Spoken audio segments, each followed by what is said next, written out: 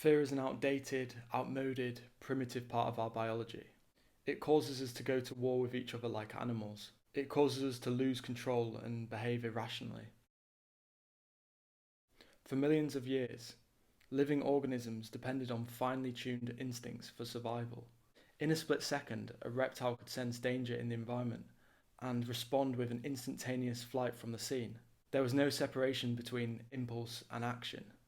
Even in recent history, danger that warranted the fight or flight response was widespread in the form of wars, plagues, and natural disasters. Our physical environment is safer than any other moment in history. Yet people have reported to feel more fear and anxiety than ever. Instead of a simple, intense fear of something real, we have developed a kind of generalized anxiety. We shift from feeling fear because of some threat to having a fearful attitude towards life itself. Today, we're not fleeing from a saber-toothed tiger or jumping out the way of a grenade.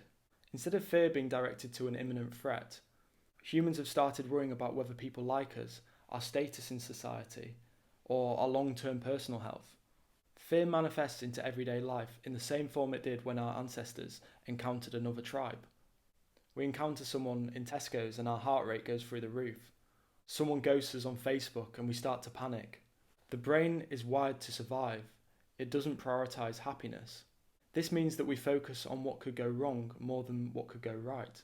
This is called the negativity bias. The brain has a tendency to look at the world negatively to avoid any potential danger.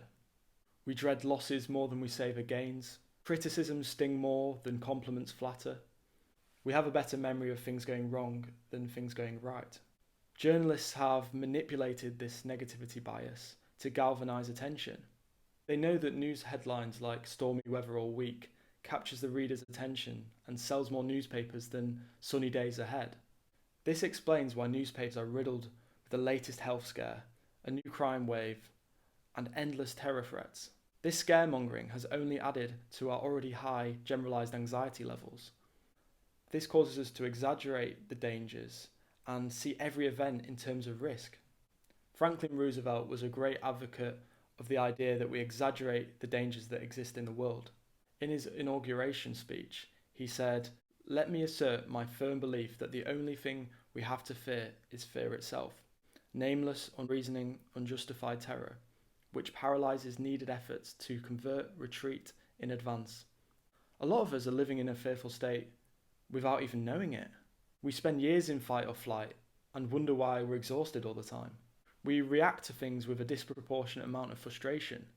In the long term, this fear, which is motivated by a craving for security and comfort, ends up leading to more anxiety and more bad decisions.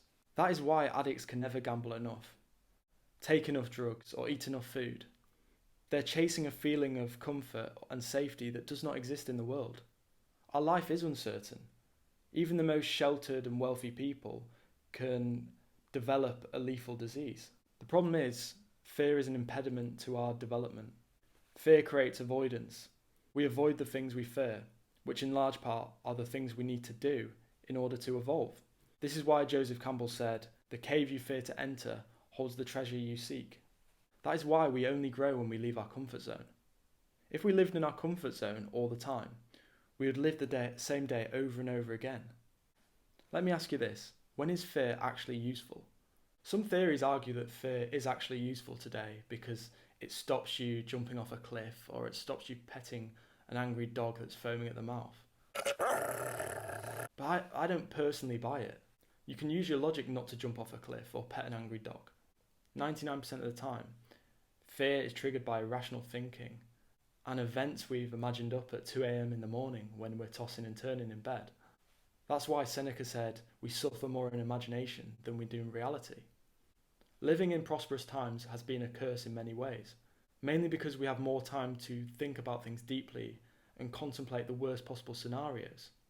So the other day, my mum called me from upstairs and she said, "Can you help me with the gardening?" And I was like, "Oh, really? I don't really want to, but yeah, I will do it." I realised when I was uprooting some weeds, I was so dialed in that I wasn't worrying about anything else because I was focused and I was in the moment.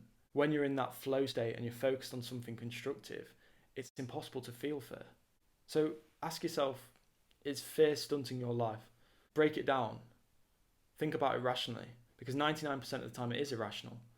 Danger does exist in the world, but it's very, very small. We need to dig deep and dissect our fears, because when fears become unaddressed, they prevent us from taking the risks we need to do in order to evolve. And if you don't address your fears, they will guide your behaviour subconsciously, and you'll live a very sheltered and unsatisfying life. I think the thing we need to grasp is that life is not a utopia. Complete security and safety does not exist. I think once we accept this fact, and the fact that a lot of what happens to us is outside our control, we stop exaggerating the amount of danger that does exist. Once we do this, we stop cycles of avoidance, which only perpetuates more fear, and we begin to realise that less danger exists than what we had imagined in our minds.